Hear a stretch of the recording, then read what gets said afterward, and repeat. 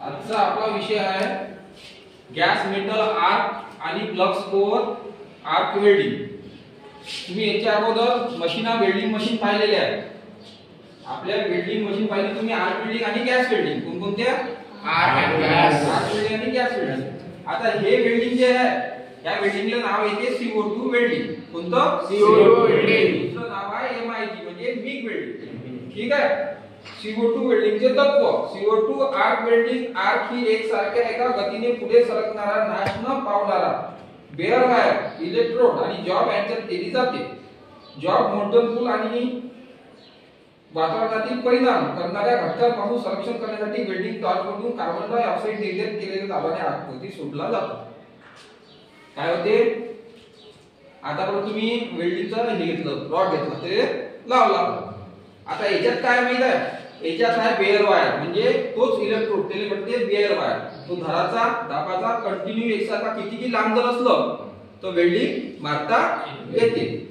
ठीक आहे। त्याच्यानंतर मेटल इनर गॅस वेल्डिंग प्रक्रियेत आत एकसारख्या गतीने पुढे सरकणारा नाशवंत बेअर वायर इलेक्ट्रोडची टीप वितळते आणि आर्क बरोबर मोल्टन पुलाकडे पाठवले जाते। वातावरणातील परिणाम करणाऱ्या घटकांपासून संरक्षण करण्यासाठी शिल्डेड गॅस वापरला जातो। शिल्डेड गॅस वेल्डिंग टॉर्चमधून नोझलच्या सहाय्याने पुरवला जातो। शिल्डेड गॅसची निवड ही वेल्डिंग कोणत्या धातूला करायची आहे यावर अवलंबून असते। आता पहा याच्यात फरक काय आहे? याच्यात एक सिलेंडर असते, ठीक आहे, त्याच्यानंतर एक मशीन असते, एक बेअर वायरची, एक बेअर वायर म्हणजे जो आपण इलेक्ट्रोड वापरतो त्याची एक मशीन असते, तीन मशीन असतात। तो होते काय? आपण ज्यावेळेस आर्क वेल्डिंग मारतो त्यावेळेस त्या आर्क वेल्डिंगले जो रॉड आहे त्या रॉडवर कोटेड असते मारलेलं, माहिती आहे ना? असं कोटेड ते कायसाठी असते की बाहेरील वातावरणाचा परिणाम होऊ नये आणि वेल्डिंग एकसारखी यावं म्हणून।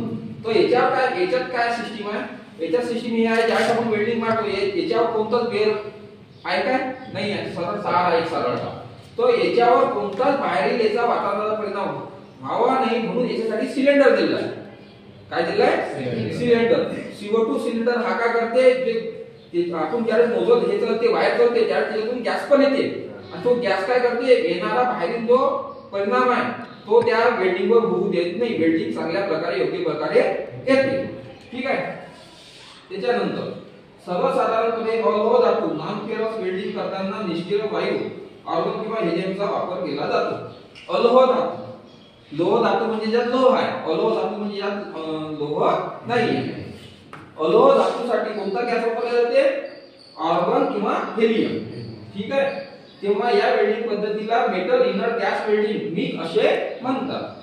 व लोहित धातू उदाहरणार्थ माइल्ड स्टील म्हणजे आपलं जे लोखंड आहे ते, त्याच्यानंतर माइल्ड स्टील यांना वेल्डिंग करताना वेल्डिंगसाठी सक्रिय ऍक्टिव्ह वायू कार्बन डाय ऑक्साईड CO2 वायूचा वापर केला जातो। तेव्हा या पद्धतीला मेटल ऍक्टिव्ह गॅस वेल्डिंग पद्धत म्हणतात। म्हणजे जे आपण सध्या वापरू, आता जे करू ते काय? Metal Innova active welding. म्हणजे याच्यात CO2 सिलेंडर राहील, लोह धातू, लोह धातू म्हटलं म्हणजे आपल्यापाशी प्लेट आहे MH च्या त्या। ठीक आहे।